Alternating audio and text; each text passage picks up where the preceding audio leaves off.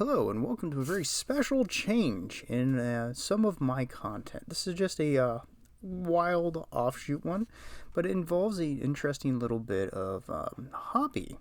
So, over the last few months, I've noticed a number of people talking about a so-called tipping point in the Warhammer hobby. Let's just call it that for the moment. And I wanted to kind of jump in on this because it's something I've been around for a while and I've heard the talk about for a long, long time. So let's start with the definition of a tipping point. Tipping point. 1. A critical moment in a complex situation in which a small influence or development produces a sudden, large, or irreversible change. 2. The point at which a slow, reversible change becomes irreversible, often with dramatic consequences.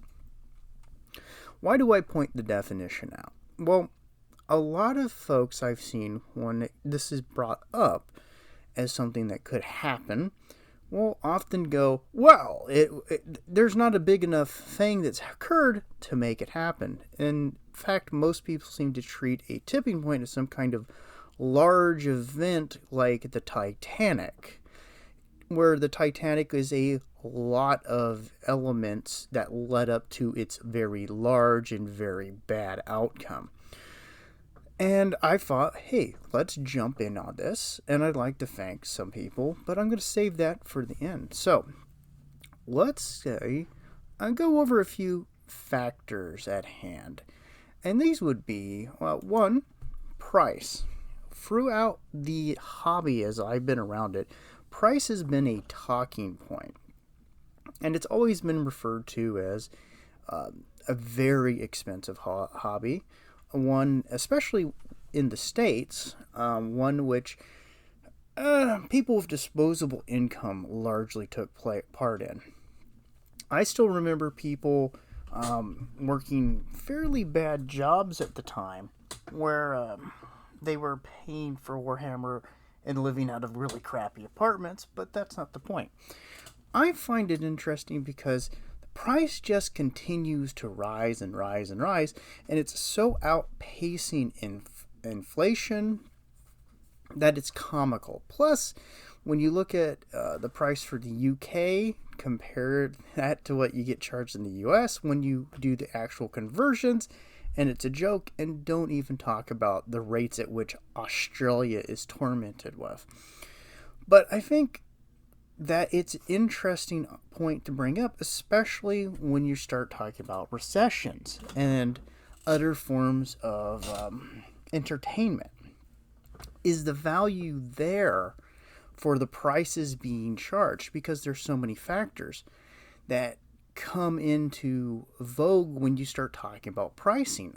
When you're talking about a box of 10 or even 5 guys for the price of a video game, a really decent meal in a lot of places, something that could go to a minor bill, and you're talking about prices at which is going to block newer entries, like young kids with families that might not have huge incomes, it starts to really kind of become plain and an actual bit more of a talking point of late.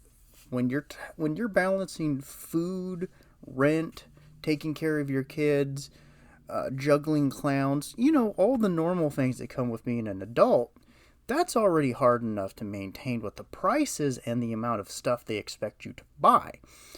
But it's hard enough when you're a kid and you might only get one thing at a birthday, at a Christmas, at things like that. And you're going to take forever. You're probably going to burn out of even being interested in the hobby at that point. So I think that's a big factor, and one that people tend to kind of discount to a degree, because it's usually, oh, well, they have the best models, the best blah, blah, blah. But let's continue on. So I think that's a factor in here. 2, additions. Have you ever considered that additions can lead into a tipping point? Well, I hadn't really, but I'm also a long-term RPG fan. And one thing I can tell you from pulling off into D&D just for a little bit Have you ever encountered people who have never bought a new product because they've never left the edition they preferred? Well, that's a factor in creating a tipping point. The more you go into edition cycles, yeah, they can make you a lot of money, they can be a jumping on point, but the problem is they're often as well a jumping off point. And the increase in which speed you bring out editions or revisions of editions increases the likelihood that people just simply leave your sphere and do not continue purchasing. So I think that's one to bring up, especially when you start looking at how burdensome that some of the newer editions are. 8th, 9th, and 10th are looking like they're going to be very, very book heavy. And that's a large sum of money to just drop into rules. And that's before you even start talking things like data cards or any of the rest of it, and even before models, paints, and equipment. Pardon me. So I think that's an element to consider in a tipping point as well. However, aging out and hobby burnout are only accelerated by the first two factors. The more an edition changes or additions are brought in, the more time you have to put into it. The more things alter and the more things you need to throw in. So you have to focus more on old projects that are up and running for your games than necessarily diving into new ones. And as you get older, you have less time. You have more things that you have to deal with. Some people's eyesight starts to go. Some people's coordination starts to go. Some people, they just get so busy with life, they just cannot invest the time required in a hobby like this. And they just go, I can't keep up with it. I've burnt out on trying to maintain these things. And I think that helps the acceleration of that when you consider the price is always going up like at ridiculous levels. There's always a new edition being thrown at your face. There's all of these elements stacking into helping people make the decision just to simply leave. Then you got 4.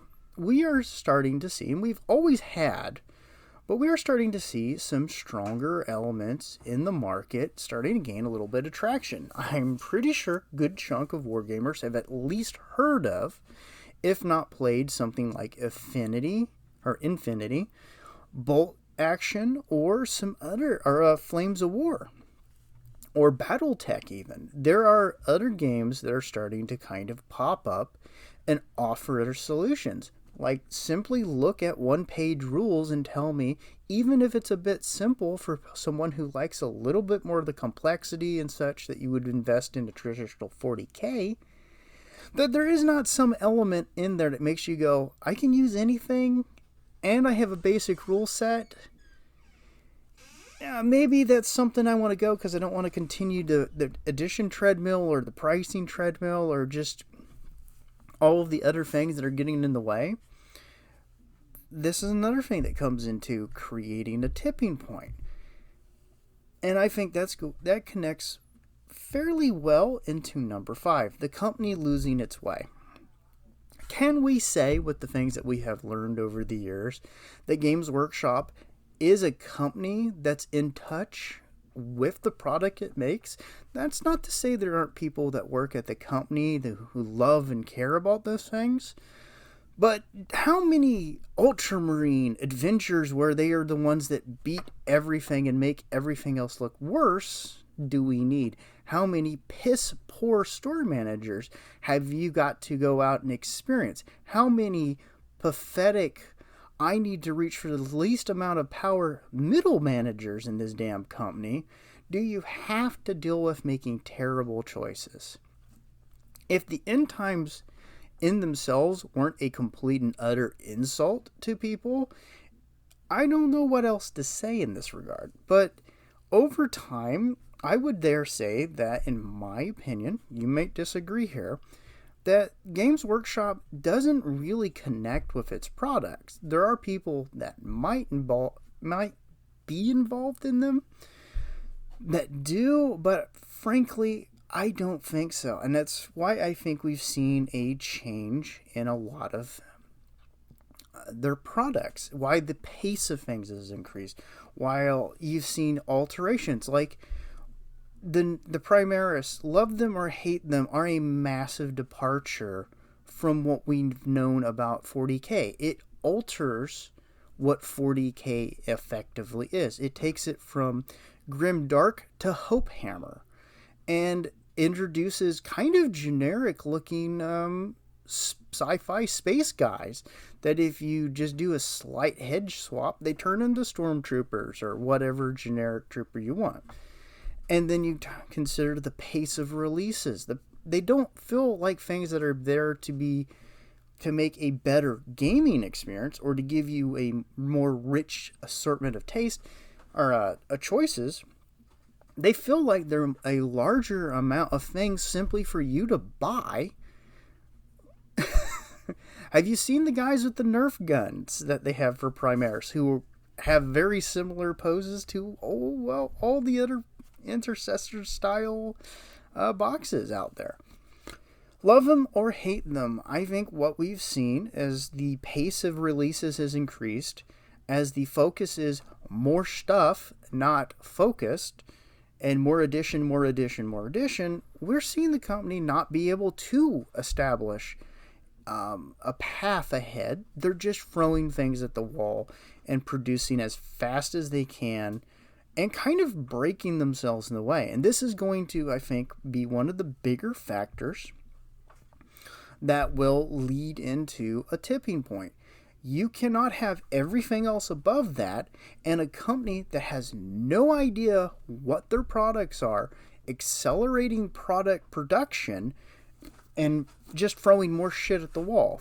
Sorry to curse, but this is, I think, a big factor. As far as I'm concerned, Games Workshop sold its soul a long time ago.